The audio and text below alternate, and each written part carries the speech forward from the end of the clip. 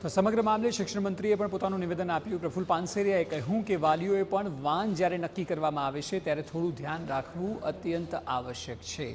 એટલા માટે કારણ કે વાનનો ડ્રાઈવર કોણ છે, માલિક સાથે ચર્ચા કરવી જરૂરી છે। સરકાર અને આરટીઓ વિભાગ કામ કરી રહ્યું છે, પરંતુ બધે તો પ્રશાસન ન પહોંચી શક્યું, જોકે બેફામ વાન ચલાવતા લોકોને છોડવામાં નહીં આવે। તો મારી વાલીઓને વિનંતી એ છે કે આ પ્રાઇવેટ પોતાના બાળકો માટે પર્સનલ રીતે આ વાન બાંધતા હોય છે, ત્યારે વાનના માલિક, એમના ડ્રાઈવર વગેરેનું કેરેક્ટરથી લઈને બધી જ બાબતની ચકાસણી કરવી જોઈએ।